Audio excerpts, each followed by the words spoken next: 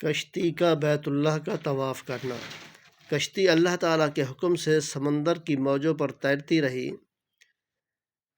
حضرت نوح علیہ السلام جب کشتی میں سوار تھے اور ان کی قوم، تو اللہ تعالیٰ کے حکم سے سمندر کی موجوں پر تیرتی رہی، اور اللہ تعالیٰ نے اس کشتی کا منہ مکہ مکرمہ کی طرف کر دیا۔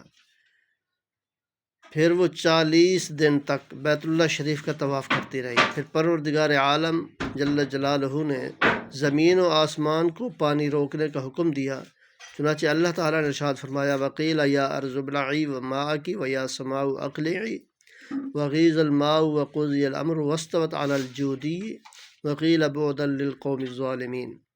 اور فرمایا گیا کہ اے زمین تو اپنا پانی نگل جا، اور آسمان بس کر تھم جا۔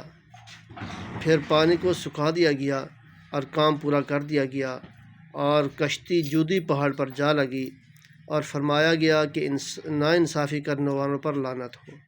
تو جو لوگ اس میں سبق ملتا ہے، جو لوگ ناانصافی کرتے ہیں ان پر اللہ تعالیٰ کی لعنت ہوتی ہے۔ اس لیے انصاف کیا کریں، کوئی چیز بھی ہو، کوئی کام بھی ہو، اس میں انصاف سے کام لیں۔ اللہ تعالیٰ عمل کی توفیق عطا فرمائے۔